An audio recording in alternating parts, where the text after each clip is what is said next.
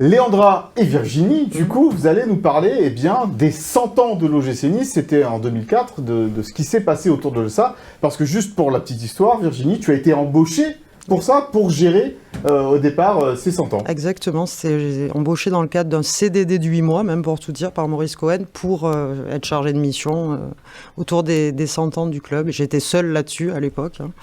On était une dizaine, je crois, de salariés. Et voilà, grand moment. Bon, comment ça s'était passé ces 100 ans, Léandra ? Mais avant de ça, j'aimerais demander à Virginie, parce que avant de faire cette mission, je crois que tu étais rentrée déjà au club, mais en tant que commercial, c'est ça ? Exactement, en novembre d'avant. C'était mon rêve de travailler au club, donc Maurice Cohen, on en avait parlé, il m'a dit par contre une casquette de commercial, j'ai dit d'accord, pas de souci, je ferai tout, même gratuitement. Et en fait, on se renie pas, comme tu disais William, je suis quelqu'un qui, voilà, c'est défaut de ses qualités, mais qui suis très entière. Et la casquette de commercial, j'ai senti très vite que je n'étais pas douée. J'avais pas de compétences pour ça. Quand je parlais à quelqu'un, je commençais à penser qu'il fallait que je lui vende un truc. Enfin voilà, ça n'allait pas du tout. Donc je suis allée le voir et je crois que c'est ce qui a fait qu'il m'a rappelé après, parce que je lui ai dit, voilà, je suis désolée, je crois que j'apporte pas à mon club, donc il faut que je m'en aille. Et du coup, il m'a rappelé en février, donc 3 mois après pour le centenaire. Il y avait Chris Pitot à l'époque. Bon, pour la petite anecdote, elle est partie, elle s'est mariée après avec Romain Pitot. C'est pour ça qu'elle quitte le club, vu que Romain est transféré à Sochaux en 2004. Et du coup, ça laisse la place. Et du coup, je signe mon CDI. Et pour la petite anecdote encore, je prends Caliste né cette année-là. Leur premier enfant, ils ont 3 filles. Et elle arrive en alternance chez moi l'année prochaine. Parce qu'on est toujours amis aussi avec Chris. Avec Chris. C'est le petit clin d'œil. L'histoire n'est pas finie. C'est ça, c'est un cycle. Bon, Gilles, ma famille, on y revient toujours. Alors, c'est 100 ans. Eh bien, c'est 100 ans, du coup, parce que c'est un beau projet pour quand on est supportrice d'un club, d'y participer. Donc là, il s'était joué en 2 temps forts. Une première soirée le 6 juillet, avec une garden party organisée au Théâtre de Verdure.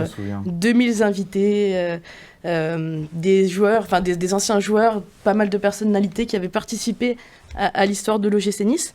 Et puis le deuxième temps fort, c'est ce match, Virginie. Premier match de la saison, et on recevait, ils étaient champions, c'était leur grande période, Lyon. Donc on avait joué au Stade du Rail, on avait perdu. Je crois que c'était une négociation, c'est ça, avec la Ligue. Ligue. Je crois qu'on avait demandé, Maurice Cohen, déjà influent, comme Jean-Pierre River aujourd'hui dans les instances, qui avait demandé pour l'événement un match au sommet. Et on avait joué Lyon pour le premier match. Nicolas, donc mon fidèle bras droit, voilà, m'a rappelé tout à l'heure que c'était le premier match d'Hatem Ben Arfa. Vous voyez, il y a toujours des boucles. Des liens. Voilà, des liens. Et donc, oui, très vertigineux à l'époque pour moi. J'avais pas dormi pendant 8 mois, je crois. Et donc, voilà, on a perdu, je crois, 1-0. Avec le maillot blanc, je me souviens. Collector. Tu l'as toujours ? T'en as gardé un ? Non, au club, oui, on les a gardés, puisqu'on a créé le musée aussi, Café des Aiglons. Donc, on a énormément prêté d'objets, mais donc, il y a ce maillot, bien sûr. Et donc ce jour-là, il y avait déjà un fil rouge. On avait une foire Nissart autour du stade, avec pas mal de restauration, ce genre de choses. Un match entre les anciens, avant le match. Le tour d'honneur des U18 niçois, qui étaient champions de France. Avec Hugo, je crois. Hugo, Scaramouche, Et après le match, un concert, spectacle scénographique. Pas Patrick Bruel. Alors, je vais essayer de pas l'écorcher, mais Nux Vomica, évidemment. Désolé. Évidemment. D'ailleurs, on joue toujours le son à l'échauffement, même maintenant. Et puis voilà, spectacle scénographique, feu d'artifice. Donc en fait, la défaite n'avait pas gâché la fête parce que Nice avait beaucoup poussé et les champions de France lyonnais, a priori, ils avaient un petit peu galéré. J'ai cité Patrick Bruel, c'est un joli fail ça dans l'histoire de... C'est sympa comme moment de solitude. Ça, je m'en souviens. Avec un beau rebond quand même. Oui. Sur 10 ans après. On s'était dit rendez-vous dans 10 ans. Un petit rappel, Patrick. Est-ce que pour les non-initiés, on peut rappeler cette anecdote ou non ? De quoi que Patrick Bruel a chanté pour l'inauguration de l'Alliance Riviera. A essayé de chanter. Et qui s'est fait siffler par les supporters, évidemment, parce que supporter du Paris Saint-Germain. J'ai raté cet épisode. Donc, mais tu connaissais l'anecdote. Tu sais qu'il a toujours pas compris, parce qu'il dit plutôt apprécier l'OGC Nice. Mais ses enfants adorent l'OGC Nice. Mais faut qu'ils reviennent. Pour que tu reviennes. Ça, c'est ça. C'est pas Patrick Bruel. Ça, c'est Patrick Bruel. Bravo. Un point pour toi. Et donc là, on a parlé des 100 ans, mais voilà, il y a les 120 ans. 120 ans, ils se préparent. Juste avant de parler des 120 ans, moi j'ai une anecdote par rapport à cette soirée des 100 ans au Théâtre de Verdure. C'était Jacques Perrin, le maire à l'époque de la ville, et il s'était un petit peu fait siffler à un moment donné pendant la soirée. Il avait eu cette phrase avec sa voix de stentor. C'est moi qui régale, comme ça, il avait dit ça comme ça, alors que c'est évidemment tous les Niçois qui payent leurs impôts qui avaient payé cette garden partie-là, mais c'était lui, il voulait se mettre un petit peu plus en avant, le maire de l'époque. Des petits messages, non. Mais tu te souviens pas? Non, je vais être focus sur... Bon, bref, les 120 ans. Les 120 ans. Les 120 ans, on est déjà tous à œuvrer sur ce qu'on va faire pour honorer au plus juste, encore une fois, justement, cet anniversaire.